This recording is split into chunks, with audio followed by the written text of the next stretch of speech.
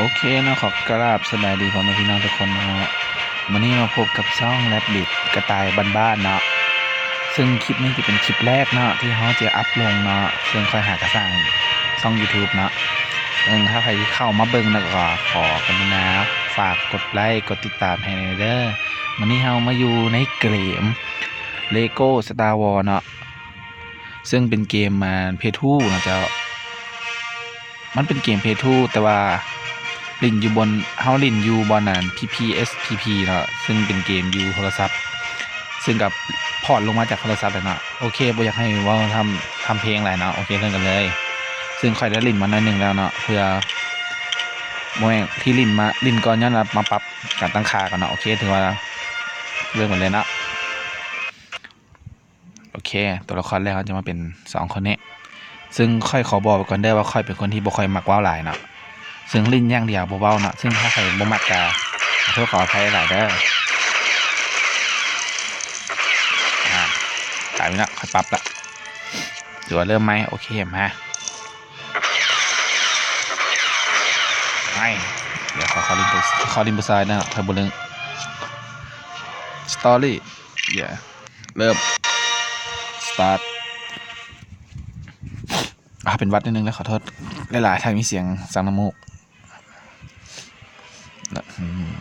ดาวแห่งหนึ่ง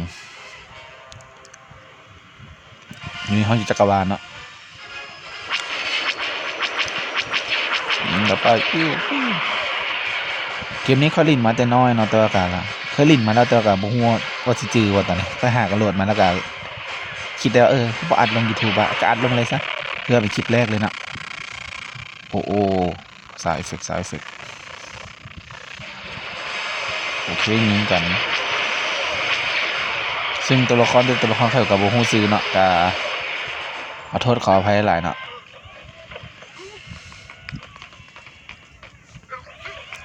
ตัวนี้น่าจะซื้ออาวันกับโบจือค่ะเดี๋ยวเขาจะไปซอกข้อมูลมาให้ใหม่ได้โอเคน่า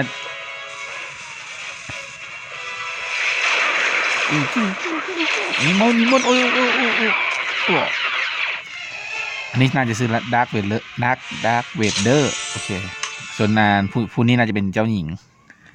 ส่วนมอนี่ก็เป็นองค์ขลักน่าจือว่าผิดเลยจ้ะลิบูซายบริมอกมีไงไม่ใช่ตุ๊ด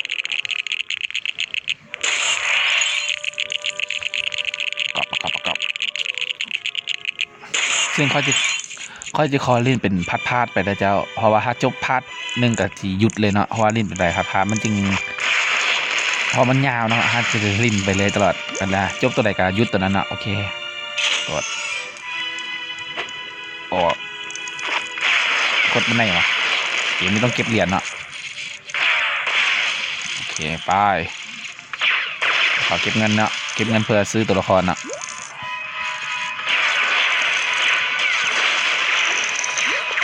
ปิ้วกดสิคะไปลูกน้องเราไปไหนเพื่อนอาชีวะลาคนไทยหนึ่งนะบางทีคนไทยเข้ามาเบิ่งนะมาดีมาแม่ตบแล้วตบหมอนี่สื่ออย่างว่าหรือยังไงเดี๋ยวได้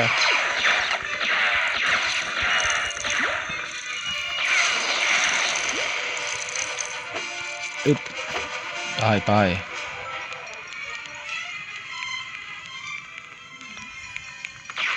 โอ้ตายให้กดมนโอเคไป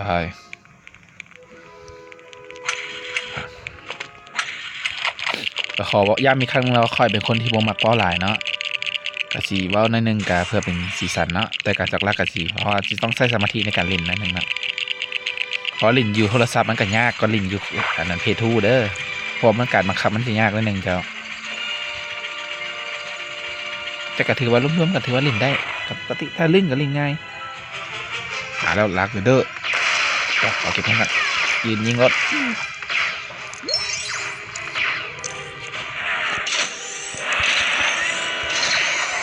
เอา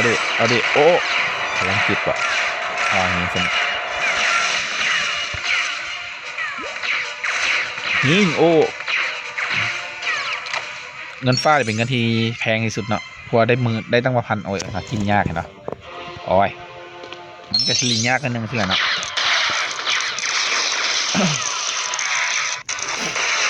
มาดิมาดิมาดิมาดิ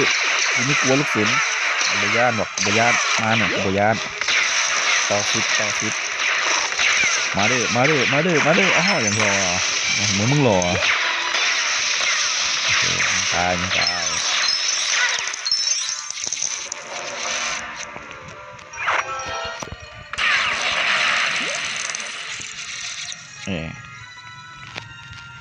รอโอ้ยโบแมน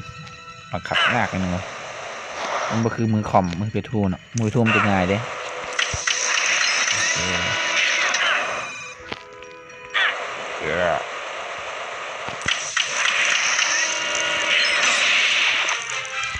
มาดิเอาดิเอาดิเอาดิผมปกป้องผู้หญิง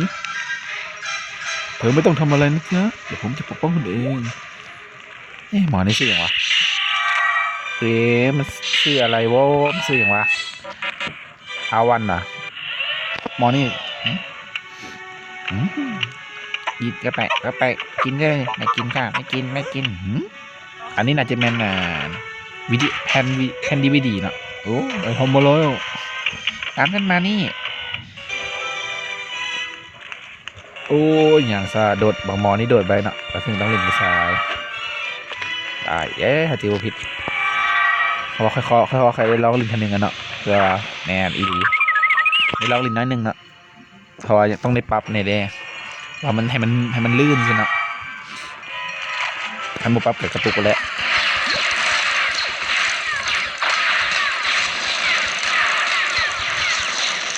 นี่เคยพูดอ๋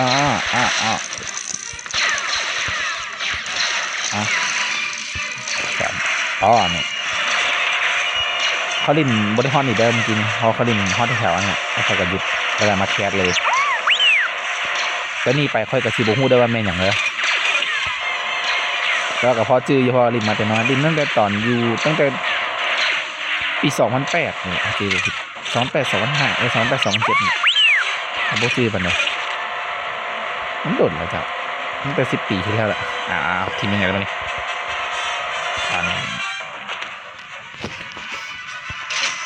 ไปเพื่อนโอเค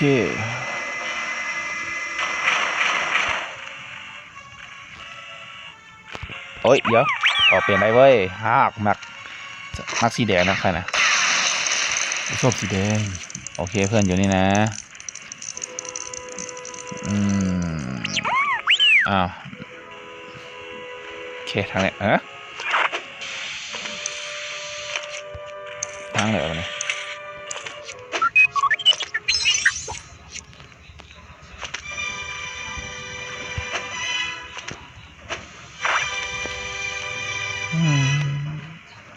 จังไหนวะ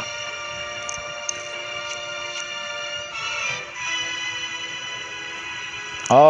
ห้องละนำมาโอ้มันนำมาหางคุณจังหวัดจิบนะนำมาหาโอเคคีบโอเคยังได้เกิดถือว่ายังจืออยู่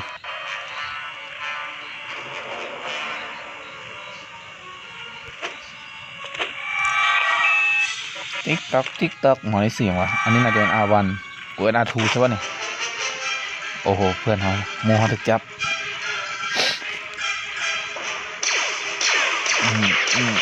เอาดิ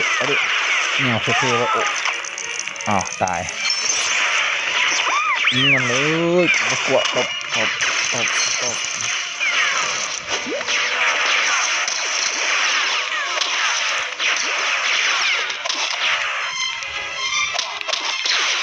้ไม่ต้องตบกระปัง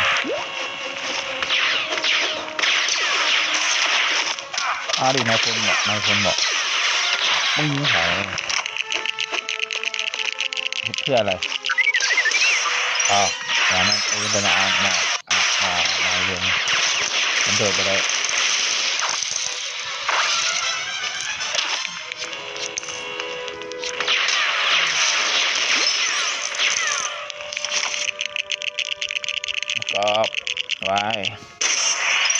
แม่งเกือบตกใส่อาทู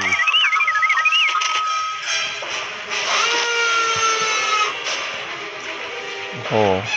คือสบายนะหลับค่ะอะไรเนี่ยกดมันได้ยังมันมองไม่บินเลย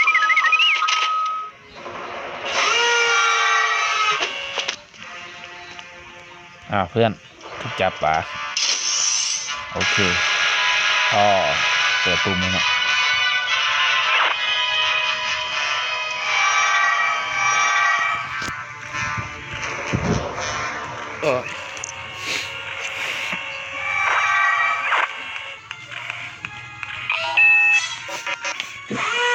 คันนี้เสียงรบกวนกันขอโทษขออภัยหลายเด้อ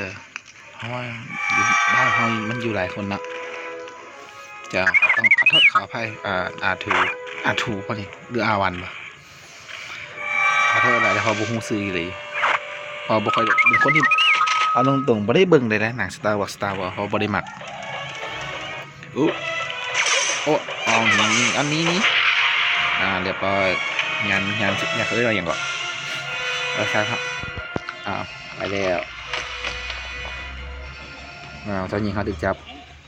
สวัสดีทุกคนสวยสนใจเป็นเด็กกับพี่ไหมจ๊ะมีตังเปล่าคะภาคไว้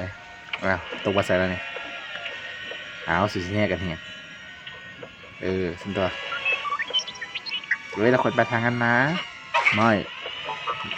แล้วแต่มึงเลยนั่นนั่นมันมนุษย์นี่ฉันเห็นฉันไหมยาวไปซะครับเนี่ยโดนซัดจับ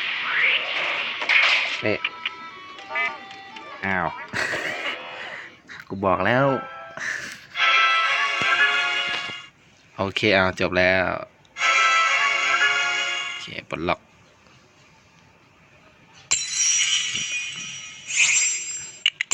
เขาได้ตัวละครโอเคR2กับ C3 ว่ะเมื่อกี้C3 C3 ว่ะเบิ่งบ่ทันเลยเมื่อกี้โอเคเงินจากเขาเล่นเกมได้เมื่อกี้นะได้เท่าไหร่ดิ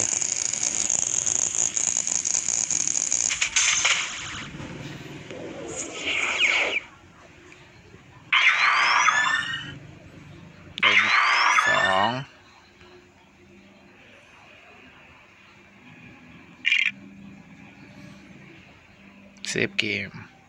ยืนยัน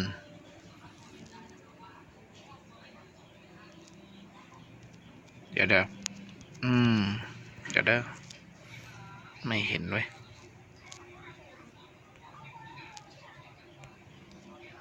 ยืนยัน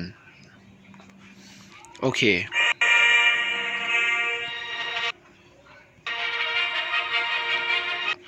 นะขอจบเพลงเท่านี้นะเดี๋ยวขอเซฟกันนะโอเคแล้วก็ขอจบเพลงเท่านี้นะซึ่งถ้าใครที่กดเข้ามาเบิ่งแล้วก็ฝากกดไลค์กดแชร์หน่อยเด้อคลิปเดี๋ยวพาร์ทหน้ามีแน่นอนนะโอเคนะขอบใจเด้อที่ติดตาม Goodbye